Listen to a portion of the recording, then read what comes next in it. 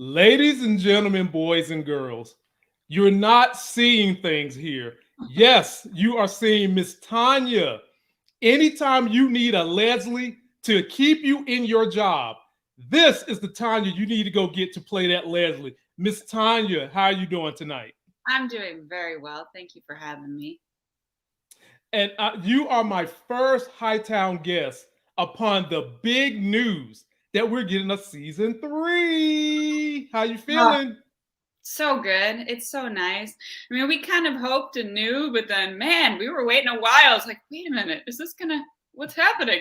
So it felt like a relief and it felt, I mean, so well deserved. It's just Rebecca's work and the cast is so good. We have to have a season 3. Right. I mean, Rebecca is amazing. I can't say enough good things about her and the wonderful writing she has done. And we also got to talk about all the wonderful things you have been involved with, young lady. You are a busy young lady. But before we do that, I always greet my superstars with the Hollywood ovation. And this is for you.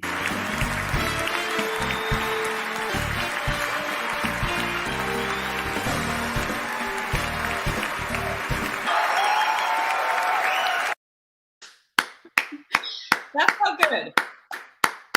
I'm Well warm. deserved. Warmed up. Well deserved. Well deserved. So, for those of you that didn't know, this is Miss Tonya. She plays Leslie Babcock on Hightown. But before all that, this young lady has had a well-versed career with over 34 credits, acting, writing, producing, that dates all the way back to 2005, starting with Diner Lady. And before I press her a little bit, oh yeah, I do extensive homework. I will make sure that you guys know the Great. gravity of these wonderful actors. Before we go there, Miss Leslie, may I ask you, what was it that got you into the entertainment industry, the acting industry, and what kind of love do you have for the industry that's kept you there this long? My grandmother got me into it. Oh, She was, really? yeah, she was my father's mother. She was a huge theater buff and loved old movies, loved theater, and she wanted to be an actor herself. And she was too intimidated to have the strenuous lifestyle that comes with it, but she always had that passion for it. So she might have pushed it on me a little bit, just throwing it out there as a suggestion, taking me to the theater, bring me all the classic movies, and then I just ate it up. And so I started doing theater when I was a kid. Okay. And I fell in love with the community, and I fell in love. I think a lot of people who are drawn to being actors have some kind of trauma or pain or something where they're like, a different life. I get to be a different person. So this is great. And I get applause. People love me. Great. So I think that there's, like, oh, great. Everything I've ever wanted. So not to say my whole life was trauma, but, a lot of stuff going on at home. And so for me, it was a very safe space. And I was enchanted by all of it immediately. Excellent. Well, I'm glad you was able to take adversity and use it as your oyster. Or I've heard some politicians at one point in time say, whenever a crisis comes, you got to do the best you can to find the silver lining in those dark clouds. And Yeah. we're happy that you was able to overcome what you had to deal with to present to the world just outstanding artwork. You are a performer on this stage. Now, I got to talk a little bit about one of the shows you did that I absolutely love, that I continue to talk about. You was on The Good Wife at one point in time. A lot of stars have come from that show. Yeah. And as we get to going down your career, talk to me in particular about The Good Wife. And I dug this up for you. Tense. So tense. That was an amazing gig. Here's what's funny about that job. I hadn't been watching the show when I booked that. So I had no idea that was the episode. It's called Hitting the Fan. It hit the fan. That was the episode. It exploded. That's the episode people talk about. I had no idea. I'm like, oh, this will be fun. Oh, this is fun. Okay. Oh, wow. She gets kicked out. All right. It's gonna be crazy. And I just had no idea how iconic the episode was. So I got very lucky. but the cast was fantastic. I mean, Juliana Margulies is wonderful, and Josh Charles was wonderful, and Jess Wexler, who's in that photo. It was just, you could feel the energy of positivity. It was a really good set. It was a great gig. And then they brought me back for the next season. Right. A little cameo, which was very nice. Yeah. So for those of you that didn't know, she was in The Good Wife, and I already had seen her in there. So when I saw her on Hightown, I already knew this was going to be Kobe throwing the lob to Shaq, a slam dunk. I knew what it was going to be. But there are some other things this young lady is involved in. Now, Tonya, if I would have known this prior to the interview, I would have been intimidated. But you could have told a brother that you model on the side. I mean, look at these pictures. I mean, rip the damn runway. My goodness, old headshots, you know. In my youth, you know. help me out, Mister. I mean, look, showing the quad muscles, and then we get to this one, and look at you showing the calf muscles and the beautiful eye decor. Let me find out, Miss Tonya. Oh. The calf muscles are popping in that photo because it was about 25 degrees. Not that one, with the dress in Brooklyn. And yes, and my friend who's a makeup artist said, I'm gonna baby oil your entire body because it is so freaking cold in here. So my friend was literally rubbing me down and warming me up because I was like turning purple. So it worked. A little insider trick. Wow. I'm glad I didn't see that until a few minutes ago, or I would have canceled the interview. I can't handle the pressure. But no, I'm just teasing you. I would have still been here with you on my couch having this interview because I love your artwork and everything that has been good about Hightown. And I got to stand up for my show and the people that love you guys. You also can follow her on social media. She has an Instagram and a Twitter that are in the video description link. And I would encourage you, if you want to get a treat, follow this young lady on both of those handles. Link is in description. Be sure to check it out. And one thing that I learned about you too, Miss Tonya, is that something that takes a whole lot of courage. You are outspoken on social justice issues, Black Lives Matters, women's rights, a lot of things you're outspoken on because you've seen where inequality resides in this country. Tell me what has given you the courage to be outspoken in an industry that could have fans look at you a certain way, but you still stood up for the things that are right.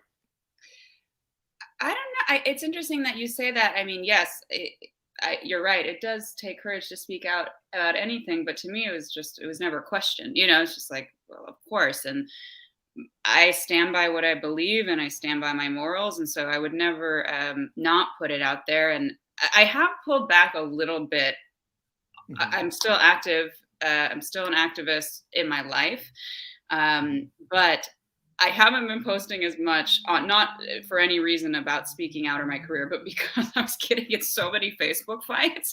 I was just like, I can't, I can't, these are not the people, you know, like I just, it was like tearing my soul down a little bit. So, but yes, I mean, I think it's important to talk about what you believe in. And I think it's important to have those conversations, and you never know what might affect someone or who you might reach. And there's a lot going on in the world right now. And we've seen how much it's intense, and we've seen how much can change sometimes merely through social media. I mean, court cases have been reopened because of the outcry on social media. So I don't think we can underestimate our own voices.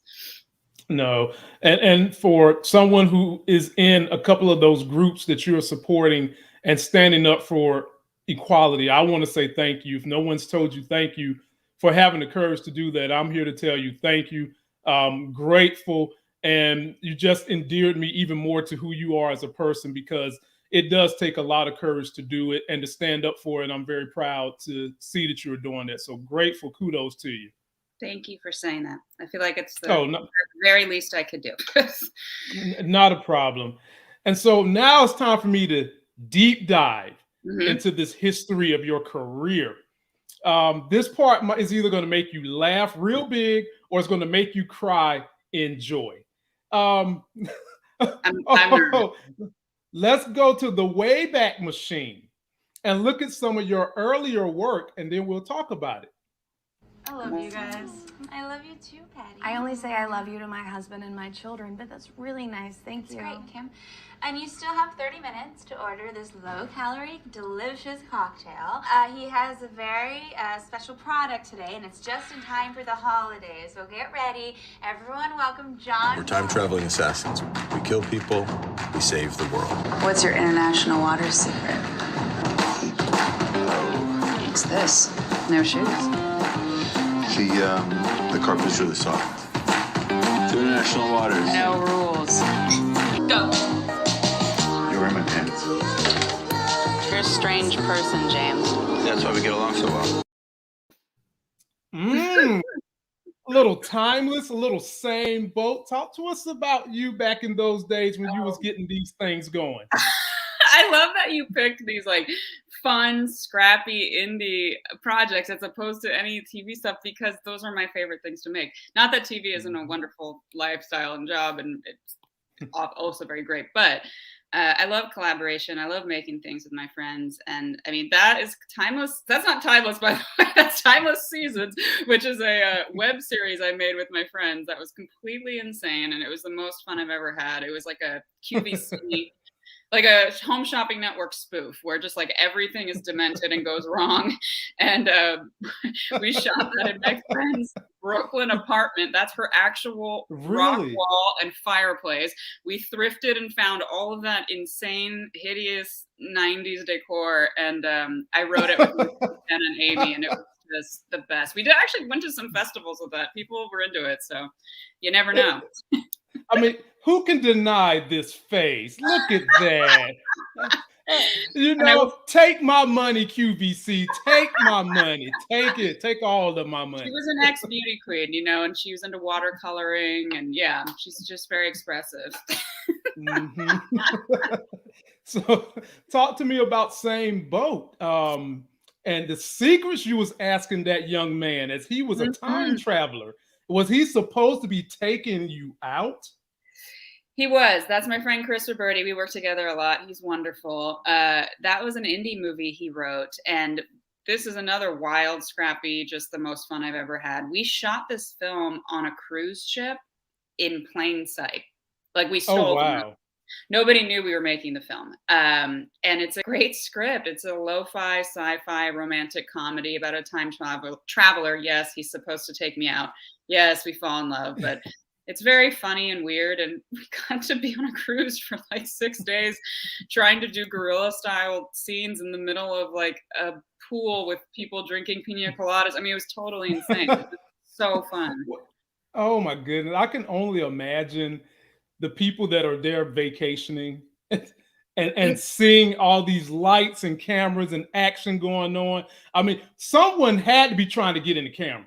You know, somebody had to be. You'd be surprised what you can get away with on a cruise ship. We only use the environmental light or natural light. We use like a DSLR camera. We had hidden mics.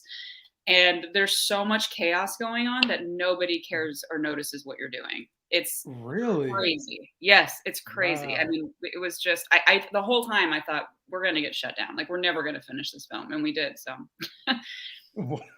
yeah. Well, hey, like I said, you're a professional. You've done Good Wife, Blue Bloods, Law and Order, Hightown, Gotham, Timeless. I mean, my goodness. It sounds to me like if we needed someone who was drowning to be able to film a movie and pull it off, all we got to do is call Miss Tonya. She can definitely handle all that. On a cruise ship in the light of day. It doesn't matter where it goes. You can get things to happen. So as you start to blossom in your career, who have been some people that have inspired you and also kept you motivated to keep pushing, to keep reaching for the stars you're trying to reach? That's a good question. I really love, I depend a lot on community and collaboration. I have a lot of friends who are actors, and I think that happens naturally, especially when you're in the theater. And I lived in New York for a long time. I'm in LA now, but I was in New York for 12 years. And we were always just, we would do things for the love of it. We would do readings because it was a play we loved. We would write something and make it with zero expectations of if it's going to ever be seen even, and I think that you have to have that love always. And so I really thank my community for that. And my manager who, there were times where I was like, is this it? Like, am I done? Am I never going to work again? His name's Anthony Aiello. He's wonderful. And, it's just like, I feel bad. Like, I feel like I'm letting you down. I haven't booked XYZ things in this amount of months, or I didn't work for a year or whatever. And he would always say, like, I'm not worried about it. It's going to come back around. It always comes back around. You're doing great work. It's just a matter of time. I'm not worried about you ever. So that really encouraged me to stay because, as you get older in this industry, there are moments where you think like, okay, was that it? Like, it was a nice run, but time to get a real job and he really, I don't know, you want the stability but he really kept me going and kept me believing in myself. That's amazing. I'm glad to hear that. You got to have that because the journey's not going to always be easy. You're going to have those ups and downs, and you've got to have those kind of people in your corner to just keep you going and keep you motivated. And you speak of having a good manager. What is the process you go through when you're trying to select a role? What is there any criteria you look for? Just tell me the mindset of you looking at someone saying, I want you to come and be in my production. Mm-hmm. Well, I think it's the same as a lot of actors, and where we get appointments, our reps are submitting us and we get appointments coming down, and then casting decides whether they're going to see us or not. Sometimes we do get requests, like the writer or the director, the casting director will specifically ask for us. But oftentimes, I get these appointments, and what I love about my reps is there have been times where I've said, I'm not interested in this, which is, I guess, a roundabout way of answering your question, but they've been very good at saying, like, if I say this doesn't speak to me, or, a lot of times in this industry as a woman, it's like, you have 2 lines and then you get naked and you're like, no, I'm past that point. Like, I don't need to do that. And they don't even send me those parts anymore, to be clear, but and I'm exaggerating a bit, but if there's ever anything that I feel uncomfortable about or just don't respond to the material, they're just like, yes, great, we get it, pass, absolutely. We don't want you to ever feel like you're going in for something you're not interested in. And then on the flip side, my manager and I have very similar taste, and he has a great taste. And so he'll shoot me a script, and even if it's like a small movie, like an indie, he'll say, I think the script's really good, take a look at it. And then 9 times out of 10, I'm like, oh yes, great, I love this. And I'll send him things. If I hear about a project happening or just people that I love, I'll kind of shoot him an email and say, like, hey, when this comes around, my ears are perked up. I'm very interested in this. He always says, I'm on it for you. So. Gotcha. Yeah. Of all the things you have done, directing, acting, writing, producing, which one would you say is your favorite, or which one gives you the most satisfaction as an artist? Mm-hmm. I do love acting, but there's something really wonderful about acting and something you've written, and especially in collaboration. And, you're writing it in your voice. So it just feels right. It feels comfortable. And that's a great feeling. But I have to say, when I was doing a lot of directing, writing, producing, and then I went back to set on Timeless and I just got to be an actor, I thought, like, man, this is the best. This is the easiest job. But like, I don't have to do anything else. I don't have to worry about anything else. But doing those other jobs makes you aware of everything in a good way, I think. So I'm thinking, oh, maybe I can ask the writer if I can, writers are going to hate me for saying this, but I've been on sets where the writers are very open. If I say, can I cut this word? Because it feels like, it just feels a little weird in my mouth, or whatever, or I have a suggestion, or what do you think of? And you can kind of pitch them ideas. And I was lucky enough to be on a set where they said, yes, great, because they want it to be in your voice. So when you're in that mindset of working in those other roles, everything starts to come together. You're starting to think about how it's going to be edited. You're going to start to think about how the senior ends, how they might shoot it, when you're doing the audition. So it just makes you a better all-around performer. But acting is really, really fun. There's nothing like being in the moment, you know? And you're nailing it. And I would think that writers would love to work with you because you've got a lot of cachet out there right now. You've done a lot of great projects, and I would give you a whole lot of leeway as well to voice your art, because they trust you. So that says a whole lot about you and the hard work you put into doing your craft. I've got one more question I want to ask before we transition into Hightown. Sure. Is there a dream role you want? Like, would you want to see yourself in the MCU? Would you want to see yourself doing a biopic of someone? What is the dream role you would want to see yourself doing? Oh man, that's a great question. I used to want to do an action hero thing. I used to think like, man, I just really want that training. I just really want that like hardcore kick my ass training. Now I'm getting a little older. I don't know if I'm as interested in that. Gotcha. But I don't know if there's like a specific person I'm dying to play, but the actors I think of who I love, like, do you watch Ozark? Of course. Okay. Yes, ma'am. Yeah, like just recently I was thinking like, oh, Lisa Emery, who plays Darlene, I believe, it's like, that's who I can see myself being when I'm older, like this scary white trash lady, or like anything Melissa Leo has ever done, I'm like, that's who I want to be in 15 to 20 years, like that is like, I like those kind of gritty, just people who don't care, who don't have those social niceties, who are just like cards on the table. That's kind of the direction I want to go in, and I hope those are the roles I get to play as I get older. Let me think about a person though. I might come back to you about that, about the bio. Think about that. Think about it. And now that you speak of such roles, I could see you being a 25, 30 years from now, if you still continue to want to perform the art, I could see you being a grizzled vice president on some hardcore show like Homeland 3.0 or something like that. I could easily see you doing something like that, and you telling people what the hell to do, and you save the world from some punk that wants to fire off a nuke somewhere in the world. I could easily see you doing that. Absolutely. I would love that. That sounds good to me. Let's do it. And so now, ladies and gentlemen, we'll get on to talking about Hightown. Now that we know some of the background of Miss Tonya, we know just why she's been so wonderful. Did you work with Rebecca on Gotham? She's done some work with Gotham. Did you get a chance to meet her before you came to Hightown? No, weirdly, no. And I obviously, when I went in for the show and I looked her up, I was like, oh, Gotham. And then I'm really bad at deleting emails, which is a blessing and a curse because I can always I always have the receipts, But I was looking through my old emails and I searched someone's name who I was working with. It was the second AD, and an email came up from like 2013 or whatever it was, whenever I worked on Gotham. And it was a call sheet for the day I was working. I still had it. And Rebecca's name was on there because she was writing on the episode. And also James, who plays Calhoun on Hightown, was also on that episode.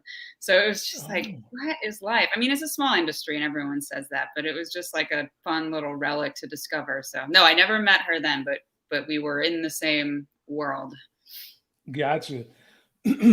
So we've got the season 3 announcement from Starz. Took them forever, but we got it. We got it. And we are still reeling from some of Mrs. Babcock's behavior on the last season.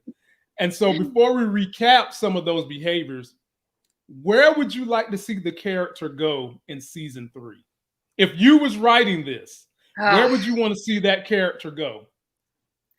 I think there is so much to explore with Leslie still, which is why the writing's so good on the show. And I think Rebecca strikes a really great balance with so many of the characters, all of them really, where you get some information, but you want to know more, and you don't know everything, and there's always more to be learned. And I would like Leslie to.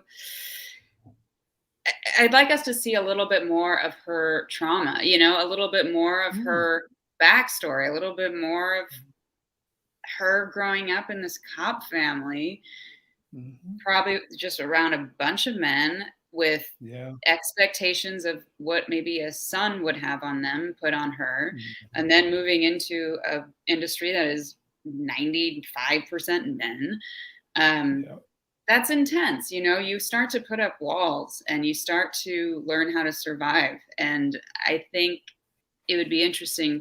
I think her interactions with Jackie has started to break that down a little, but she's changing, and change is hard and change is painful. And so I think there's still a lot more change to be had on that road, while still sticking to her guns and her beliefs. And like, she knows who she is too. But I think we all put up defense mechanisms. So I'd be curious to see what happens if she really starts to look inward.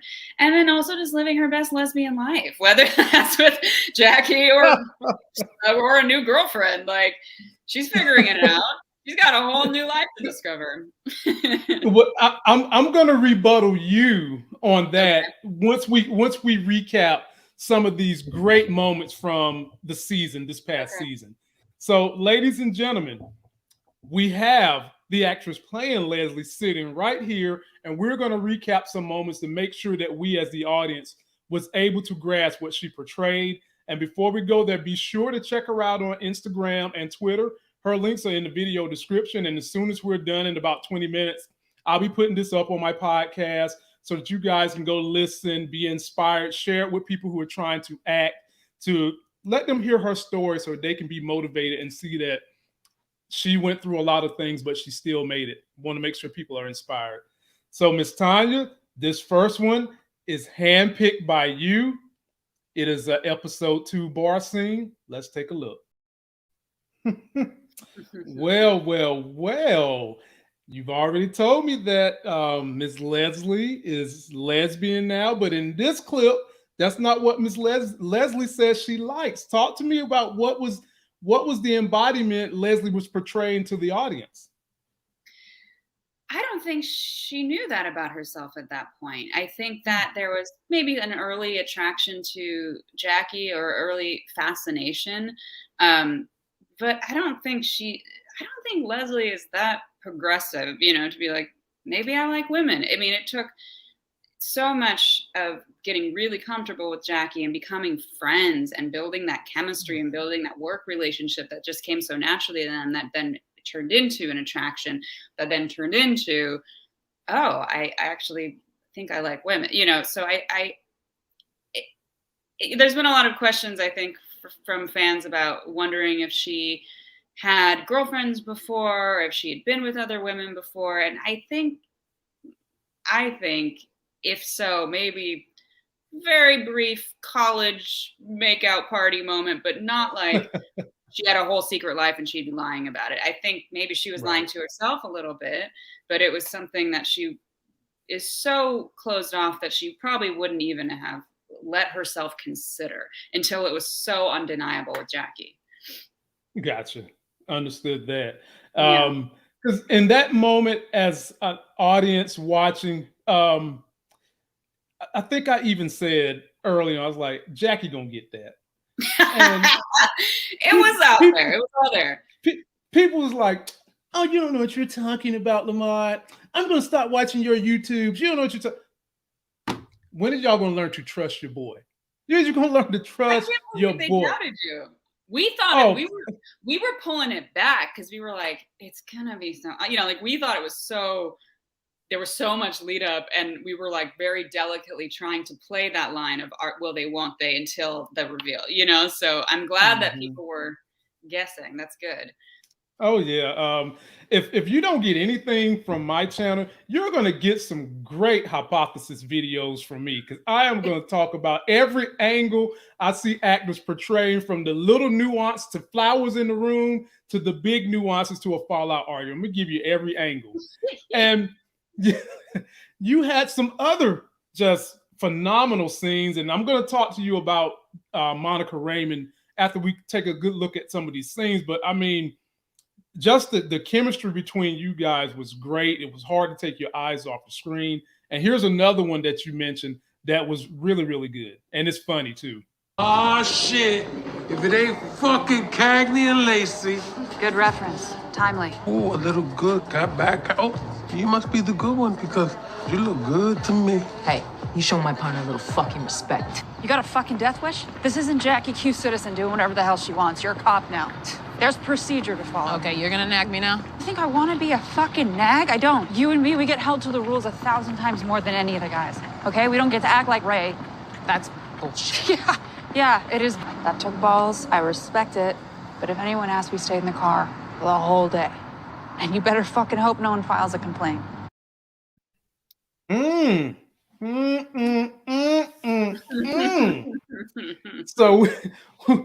So Jorge picked up on what I seen. You modeled on the side.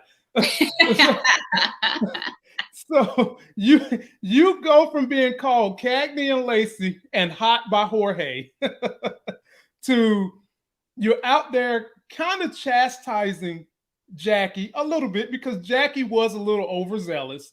She was a little fast on the twitch. And I think that was the moment some of us fans started to realize what's more important to Leslie, her job or her friendship with Jackie? Talk to me about what you was portraying in that scene. Well, it is a very tricky balance, I mean, if you've ever worked with friends, it's complicated, and they weren't friends to begin with. It started off as we're just working together, and they started to develop this friendship and then more than a friendship. So it's complicated, but Jackie is brand new. Jackie's never been a cop before. I'm taking care of her, like I could go to LT and say, she's a mess. Like she can't do it. You could. But I'm trying to help her out because I see the potential and I like working with her and I think she's good. But you can't bust into Frankie's office. You can't, like there's just things you can't do. And so I have to be the stern one. And like I said, like I don't want to be a nag, but we're going to get in trouble because we're women. I'm also trying to save my own ass, but I'm also trying to help her out. So it's a tricky line and it was a tricky thing to play of not treating her like an inferior, like she's someone below me at work, treating her like an equal, but also having to kind of be her boss, having to be a bit stern with her, and then flip back into that, okay, we're back to being buds or lovers. Man, wow. All I can say is the writing has just been phenomenal. I can't say enough about Rebecca Cutter. Y'all are probably going to get sick and want to burn your ears off because I talk about that woman so much and just how great the writing in these lines of dialogue between you actors have been. But on top of that, she's just got the perfect cast to portray everything that she's been thinking. And Leslie was very polarizing.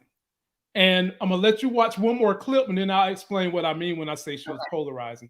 So this is another one of your hand-picked favorites, and I actually like this one too. Let's take a look. I was thinking, and you were right. I was scared. Now, inquiring minds want to know, was that really your mother calling you? Because I'm not going to say, but a short chocolate brother who's about 5'8", wears a Hightown hoodie, made theory videos was that really the mama calling? Who did you think it was? Well, you said Fran. It could have been Frankie. I thought there was some conspiracy theories going on behind things. I thought Leslie might have had someone working on the inside. This was before we could conclude what her main motivations were, which is why I'm saying Leslie was polarizing, because at the end of the day, we all love Jackie. And Leslie could come off as though she wasn't treating Jackie right. But then if you really listen to Leslie closely, she was a straight shooter the whole time. She was a straight shooter most of the time. So that's why I say Leslie was polarizing. But at the same time, she let Jackie know what the deal was, and it was up to Jackie to take that information and use it accordingly. So talk to us about this scene right here that you portrayed very, very well. I love what you thought. And it's interesting because now that you say that and how this finale ends, sure, you could think that I had something going on. My answer is it was my mom. Okay. Okay. Fran wasn't a scripted. It was just, my mom's calling. I got to get this, which is kind of a funny joke because I'm obviously doing this very brave thing by admitting my feelings, admitting to myself and to Jackie that I'm a lesbian. And then it's like, and my mom's calling, like her ears were burning or something. I don't think Leslie's talked to her parents about that yet. So that's this like kind of funny, awkward moment, like, there's this other part, my whole other life, like this is a safe space, but then I'm going to have to deal with it out there. And the Fran line was improvised. we would like, I gotta talk to my mom. What's a funny name? What should my mom's name be? And Monica said, Fran. And I said, oh, absolutely. And I think Nomadland had just come out, so we were like really obsessing about Fran McDormand at that time. But I had a whole talk about, Mom, I told you the Tupperware was in the fridge. Why are you calling me? I put it back on the shelf. We had a tough time. I understand. Can't keep them all. Okay, we'll accept that. So now I've got you into bonus land. So everything we've seen has been some of your favorites. Yeah. I had to pick a favorite on behalf of me and the audience that loves you guys, because this was made for TV. Here's the final clip. We're going to let you evaluate and recap with us and talk about it. But this is when we saw the real Leslie Babcock. Sergeant Santillo arranged for this transport under the mistaken idea that Grasso would speak without a lawyer present.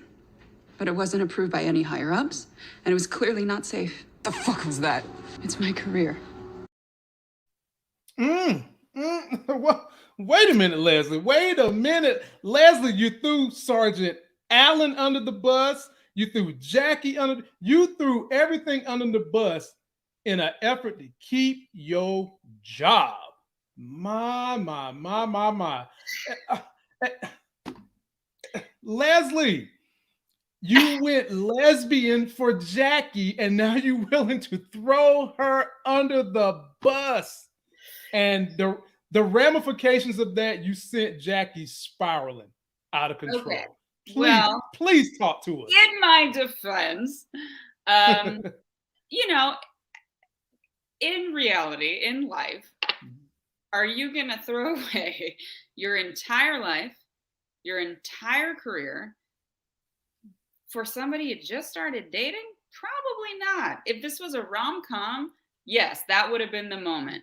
I would have said, fuck this job. I love you.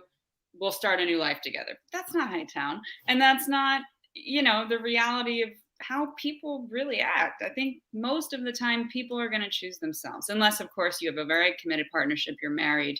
That's different. Right. But someone you're dating and in generally working your way through life, you're going to choose yourself. And I think Leslie has very much defined herself by this job, by what being a cop means. It's not just a job. It's a career, like I said, but it's a persona, it's a lifestyle, it's a status thing, it's a lineage, it's everything. And so, yeah, she's discovering this new part of herself, but there's this identity she's been identified as her entire life and also is working so hard for.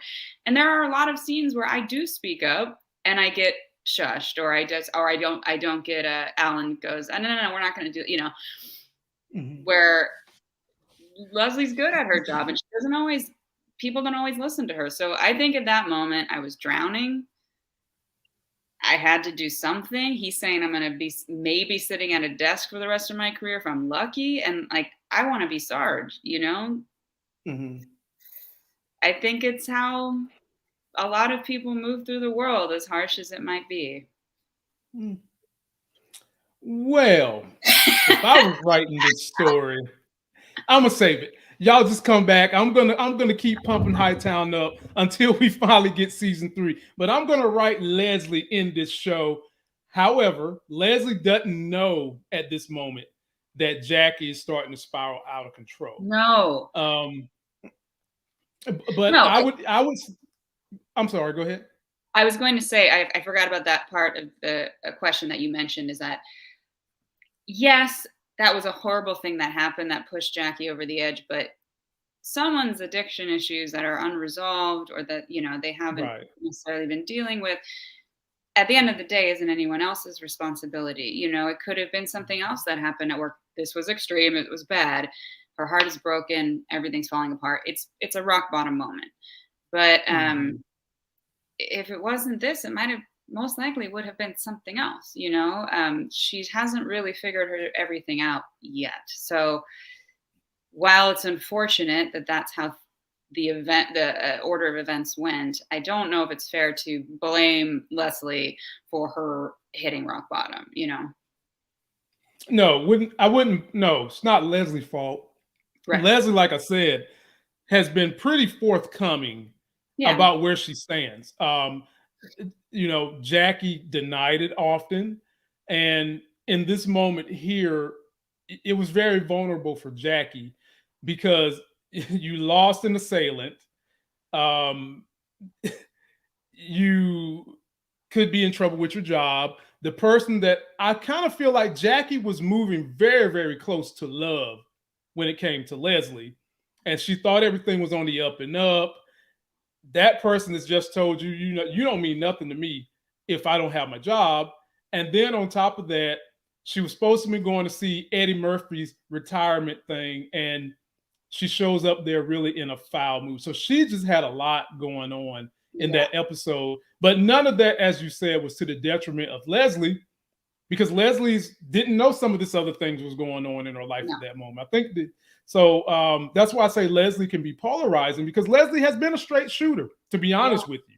She has been a straight shooter, but fans are so endeared to the character of Jackie. They love Jackie that I think that it can just make them overlook the fact that Leslie has been telling the truth when it comes to what her motivations and feelings are. You know, so I'm with you. Yeah. And it's, you know, that line, it's my career, man, that was a doozy. You know, I was like, okay, is it apologetic?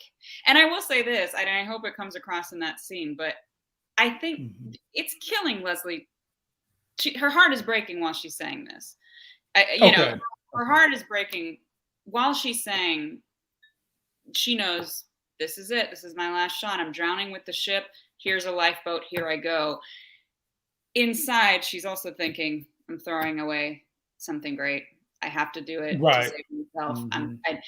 And Leslie gets in a lot of trouble at work. She was messing around with Ray. She was messing around with Jackie. She likes to live a little dangerously. And I think that she's a rule follower and she's by the book, but then also she has this thing inside of her that's like, let's be bad. And so let's stick around. And so I think that part of her is completely embodied in Jackie, and the part of Jackie that wants to be good at her job and get her stuff together and be a good cop, and she loves about Leslie. So I think that's why they really see something in each other and are so drawn to each other. And when they work well together, it's great because they complement those things. But I think that there's something in Leslie that hates herself a little bit for being that way too, for being impulsive, for not being in control of her attraction and her feelings and liking to push things on the edge. And in that scene, I think it's her saying, I'm no more, I'm done. I'm done. Gotcha. And in doing that, I have to say goodbye potentially to this person that I really care about. And both things are happening, you know, where her heart's breaking and she's saving herself. Wow. Wow. I'm gonna take some fan questions real quick and let you respond to them. Sure. Let me get one fan. Miss Claire Mayer wants to know, episode 2, when they was talking about a strong swimmer being dragged by someone and a beach scene. She wants to know a little bit more about the beach scene from episode 2, if you can recall it.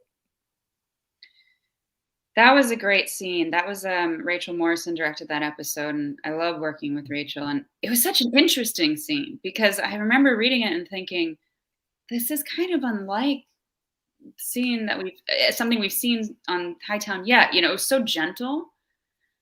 It was so peaceful and just very tranquil, and it was revealing and vulnerable, but it was just so delicate.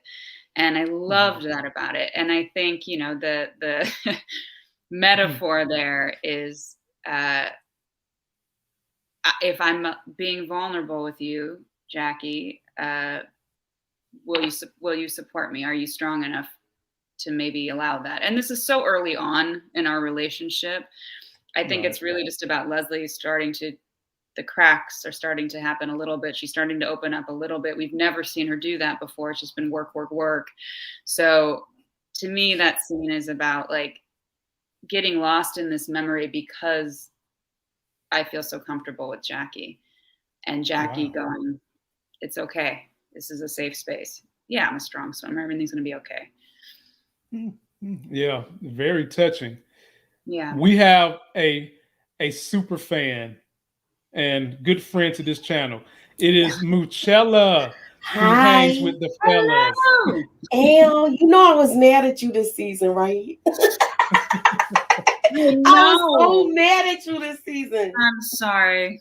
Well, I want to get the backstory with you and Ray, because now we know why she's the way she is.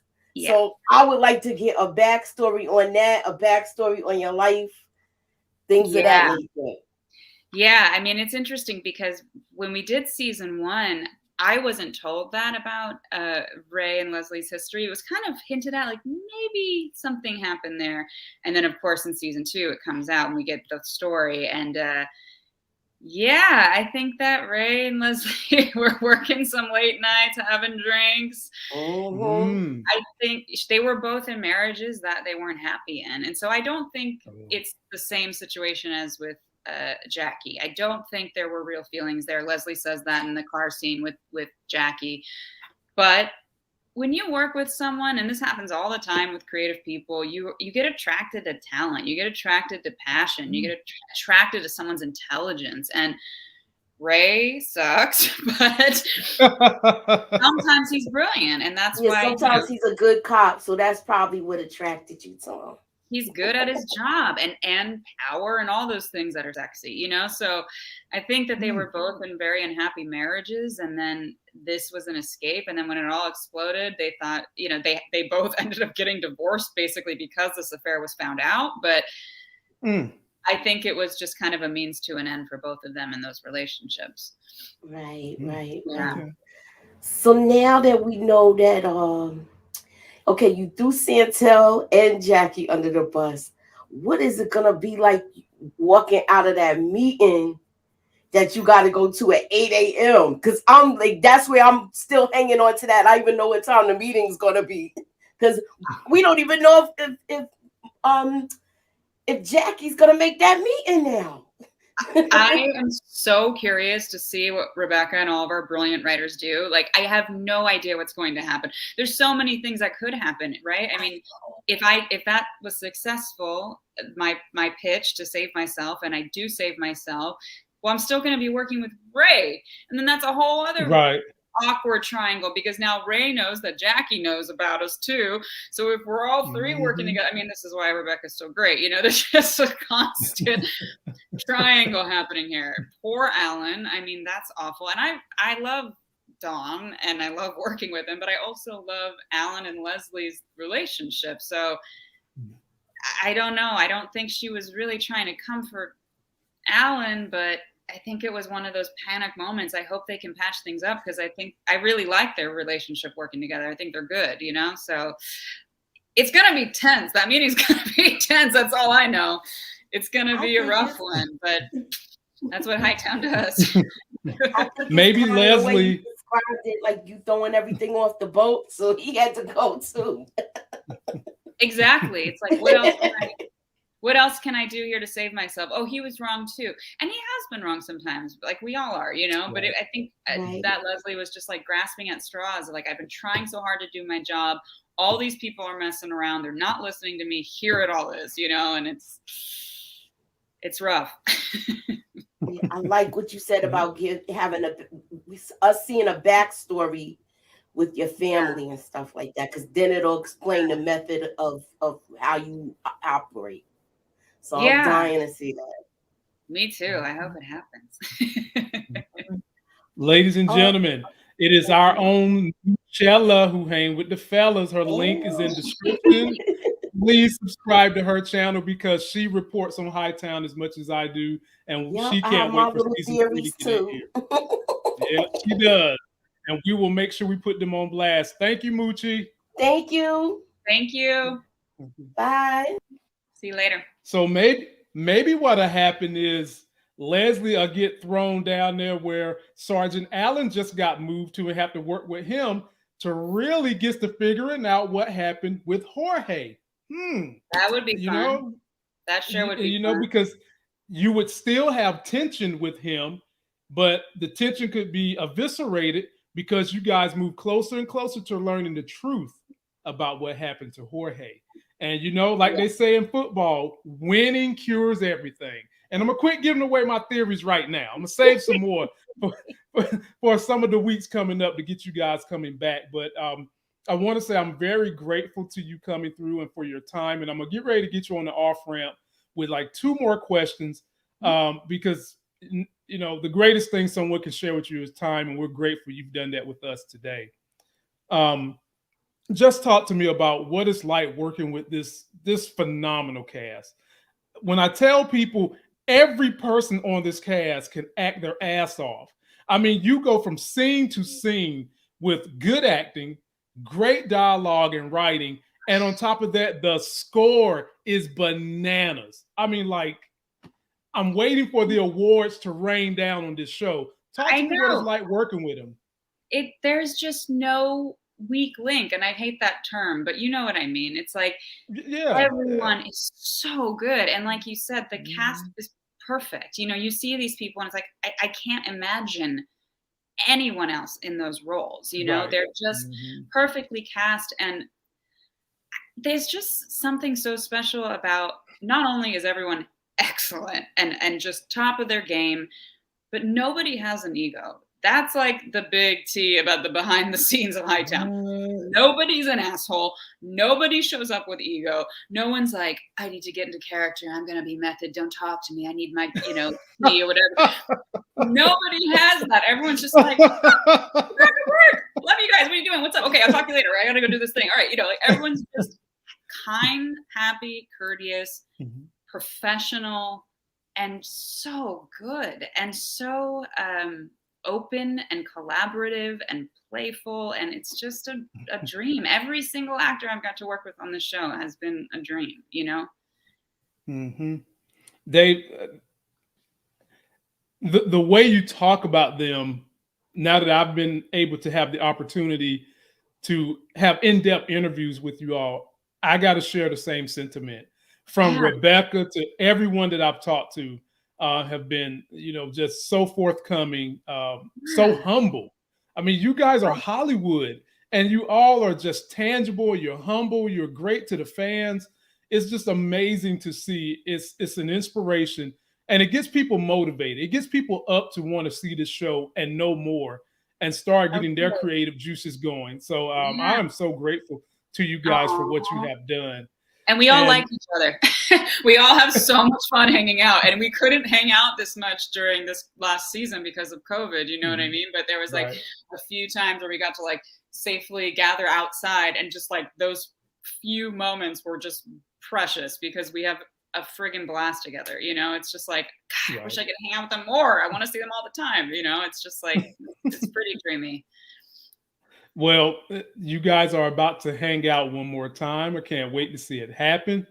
And my final question to you, that is going to be something to keep you inspired and inspire others. What would you say, now that hindsight is 2020, knowing what you know now, what would you say to this young lady right here in 1994 about what life is going to be like, considering where her mind is at right now? What would you say to this young lady compared to what you know at this moment? You're gonna get out. You're gonna get out of that town and never look back. Don't worry. Your life's gonna get infinitely cooler. You're gonna go to all the greatest cities in the world, and you're gonna meet cool artists, and you're gonna wear cool clothes and see real art and plays, and keep performing like you're performing now. just a slightly older version of who you are now with a little more money. Oh, good. You know, that would be enough. that would be enough to keep everybody in the game on those rough days and those days where it seems like the barriers are immovable. So thank you for that. Whatever age this was, I'm going to say maybe 14. Tonya, you've got a bright future ahead of you. Okay. Wow. Well, ladies and gentlemen, Hightown never ends. The stars keep coming. Tonya, we are so thankful you came to give us a little bit of your time.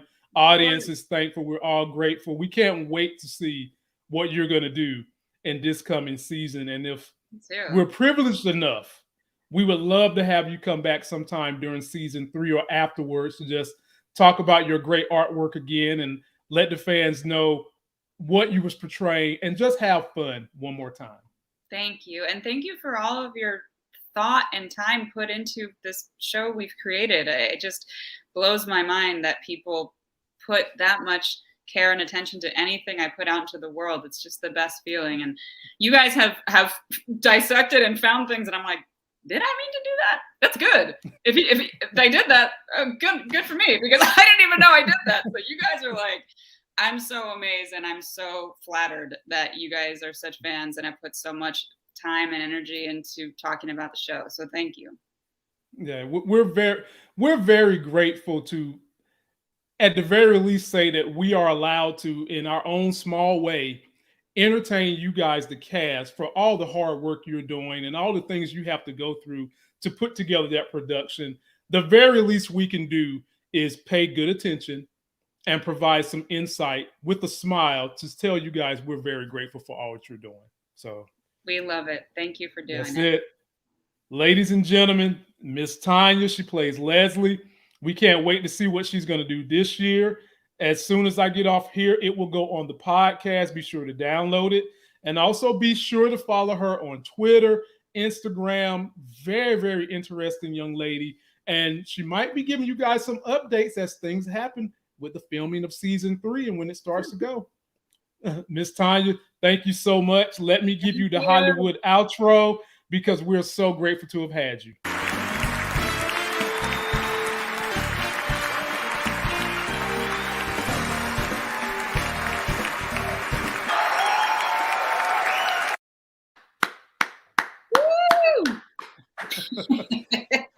Check her out, ladies and gentlemen. Till that next Sexy as Hell video, I'll see you.